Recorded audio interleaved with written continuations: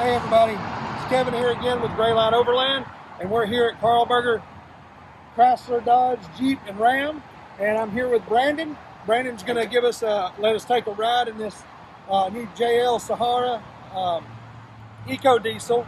We're thinking about buying a Rubicon version of this, but we want to drive the Eco Diesel because we haven't ever driven one, and you know, with all that torque and everything, it's really could be a game changer for how we view Jeeps and on the trail. So we want to get a kind of a feel for it and see what it's like before we make our decision. And he's here. He's going to let us take it for a spin. And you know, we really do appreciate it because the fact of COVID and everything, it's kind of hard to get in here and do these kind of things. And he was nice enough to let us do that. So with that being said, here's Brandon. He's going to tell us a little bit about it. Okay. Hey guys, thanks. Right here we got the 2021 Jeep Sahara with that 3.0 Eco Diesel, like you mentioned. This is going to work about 260 horsepower with 442 foot-pounds of torque with an astonishing 29 miles per gallon highway. This baby is gorgeous if you take a look around. Full leather seats interior-wise, 8.4 inch with the navigation system equipped as well.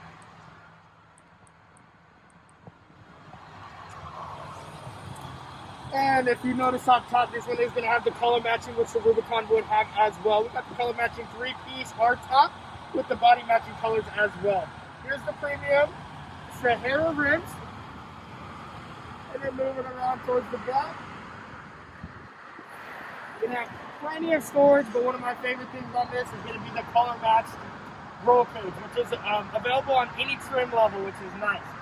Coming down here, I call it an ice chest just because there is a drain plug down there, but you can store tools, pumps, whatever you might like. And of course, we do add a subwoofer back here for that premium listening. 9-speaker Alpine premium speaker system in this baby. That sounds fantastic with or without the top. So it's gorgeous. So, she's a beauty. Enjoy the drive. If you guys have any more questions.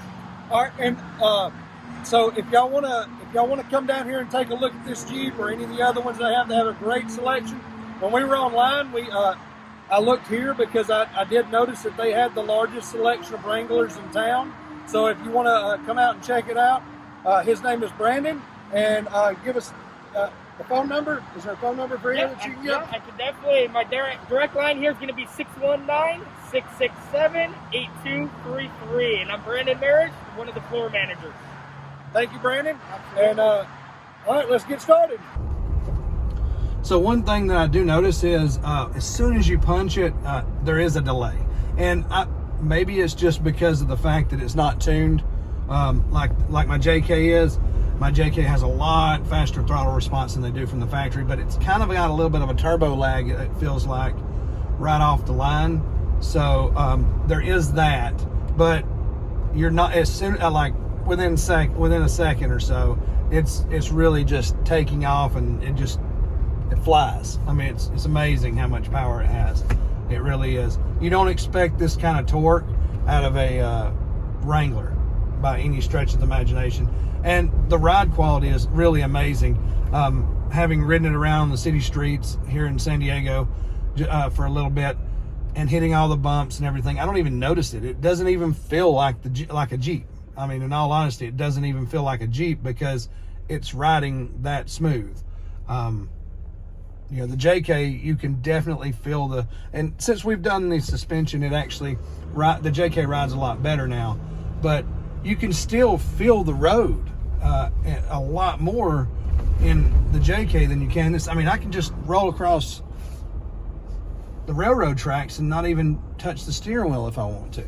It's just really effortless. It almost feels like I'm driving a car, which, you know, it's good in some ways, and some people probably would find that a negative, but I actually kind of like it because the less input that I have to put in, the more I can focus on what's ahead of me. 100 feet, turn all the way onto University Avenue. I can't see over the hill.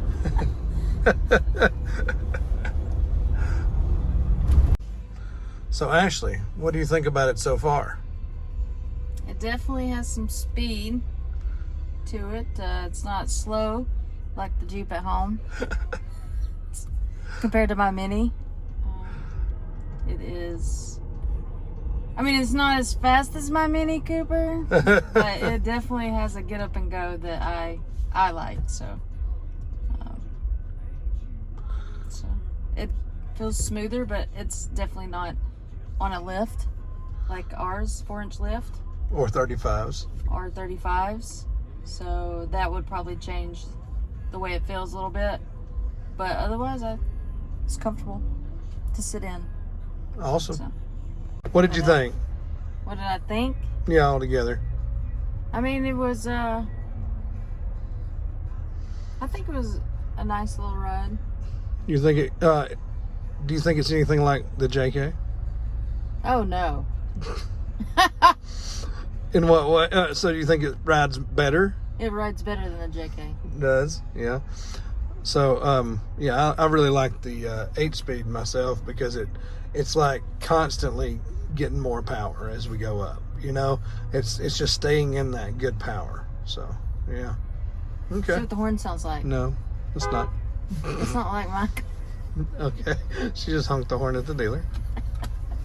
So, from my impressions, the JL is definitely superior in ride quality and power to the JK.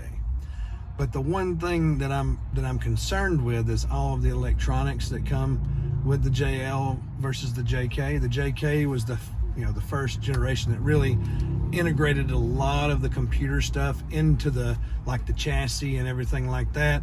And for me, a lot of times whenever you do those things, you create a lot more failure points. So do I really want to increase the number of failure points that we have?